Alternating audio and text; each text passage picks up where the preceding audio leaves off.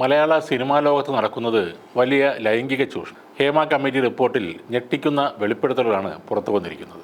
ഈ ചൂഷണം ചെയ്യുന്നവരിൽ മലയാളത്തിലെ പ്രധാന നടന്മാരും ഉണ്ടെന്ന് പറയുന്നു. സഹകരിക്കാൻ തയ്യാറാകുന്ന നടിമാർ അറിയപ്പെടുക പ്രത്യേക കോഡ് പേരുകളിൽ ആണെന്നും ഇടനിലക്കാർ മലയാള സിനിമയിൽ അരങ്ങു വാഴുന്നു എന്നും റിപ്പോർട്ടിലുണ്ട്. ഒട്ടേറെ നാളത്തെ കാത്തിരിപ്പിന് ശേഷമാണ് ഹേമ കമ്മിറ്റി റിപ്പോർട്ട് ഇപ്പോൾ പുറത്തു വന്നിരിക്കുന്നത്. കമ്മിറ്റിയുടെ കണ്ടെത്തലുകളും ശുപാർശകളുമാണ് റിപ്പോർട്ടിന്റെ ഉള്ളടക്കം. 296 പേജുള്ള റിപ്പോർട്ടിന്റെ 233 പേജുകളിലെ ഉള്ളടക്കമാണ് നിലവിൽ പുറത്തുവിട്ടിരിക്കുന്നത്.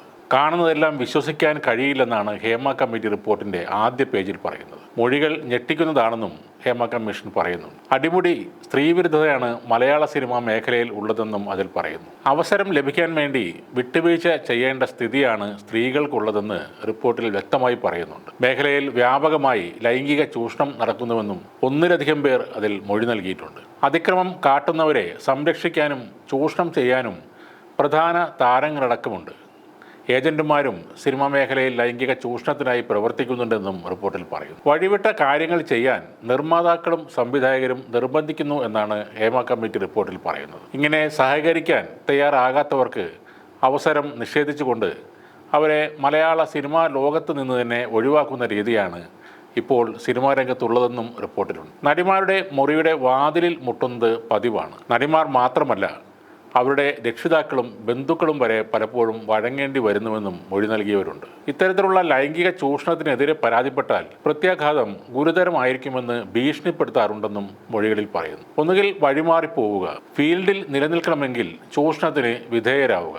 ഈ അവസ്ഥയാണ് മലയാള സിനിമയിലെന്നാണ് പറയുന്നത്. നടികളുടെ ഇത്തരത്തിലുള്ള വെളിപ്പെടുത്തലുകൾ കേട്ട് ഞെട്ടിയെന്നും ഹേമ കമ്മീഷൻ വ്യക്തമാക്കിയിട്ടുണ്ട്. സ്വകാര്യതയെ ലംഘിക്കുന്ന വിവരങ്ങൾ കൈമാറില്ലെന്ന് നേരത്തെ വ്യക്തമാക്കിയതിനാൽ ആളുകളെ തിരിച്ചറിയുന്ന വിവരങ്ങൾ ഒഴിവാക്കിയിരിക്കുകയാണ്. 49-ാം പേജിലെ 96-ാം പാരഗ്രാഫ് പ്രസിദ്ധീകരിച്ചിട്ടില്ല. 81 മുതൽ 100 വരെയുള്ള പേജുകളിലെ ചില ഭാഗങ്ങൾ ഒഴിവാക്കി. 165 മുതൽ 196 വരെയുള്ള പാരഗ്രാഫുകളും അനുബന്ധവും ഒഴിവാക്കിയിട്ടുണ്ട്. മലയാള സിനിമയിൽ കാസ്റ്റിംഗ് കൗച്ച് ഉണ്ടെന്നും സിനിമാ രംഗത്ത് സ്ത്രീകൾ ഒട്ടും സുരക്ഷിതരല്ലെന്നും റിപ്പോർട്ടിൽ പറയുന്നു. അവസരം തേടിയെത്തുന്ന സ്ത്രീകളുടെ ശരീരമാണ് മലയാള സിനിമയിലെ ശക്തി കേന്ദ്രങ്ങൾ ആദ്യം ആവശ്യപ്പെടുന്നതെന്നും അതിൽ പറയുന്നു. 2019 വിരമിച്ച ഹൈക്കോടതി ജഡ്ജി ജസ്റ്റിസ് ഹേമ, മുതിർന്ന നടി ശാരദ, വിരമിച്ച ഉന്നത ഉദ്യോഗസ്ഥ KB വത്സലകുമാരി എന്നിവർ അംഗങ്ങളായ ഹേമ കമ്മിറ്റി സംസ്ഥാന സർക്കാർ രൂപീകരിച്ചത്. ജസ്റ്റിസ് ഹേമ കമ്മിറ്റി റിപ്പോർട്ട് പുറത്തുവിടാൻ വിവരാവകാശ കമ്മീഷനാണ് ഉത്തരവിട്ടത്. വ്യക്തികളെ തിരിച്ചറിയുന്നതും സ്വകാര്യത ലംഘിക്കുന്നതുമായ ഭാഗങ്ങൾ ഒഴിവാക്കി റിപ്പോർട്ട് പുറത്തുവിടാനായിരുന്നു നിർദ്ദേശം നൽകിയിരുന്നത്. റിപ്പോർട്ട് സർക്കാരിന് കൈമാറി 4.5 വർഷത്തിന് ശേഷമാണ് ഇപ്പോൾ ഇത് പുറത്തു വന്നിരിക്കുന്നത്. ഇതിൽ അക്കമിട്ട് പറയുന്ന ചില കാര്യങ്ങൾ ഇവയെല്ലാമാണ്. ചുംബന രംഗങ്ങളിൽ അഭിനയിക്കാൻ സമ്മർദ്ദം ചെലുത്തും. അതിന് വിസമ്മതിച്ചാൽ ഭീഷണിപ്പെടുത്തും. കൂടെ നഗ്നത പ്രദർശനവും വേണം. മലയാള സിനിമ നിയന്ത്രിക്കുന്നത് മാഫിയ സംഘം. ചൂഷണം ചെയ്യുന്നവരിൽ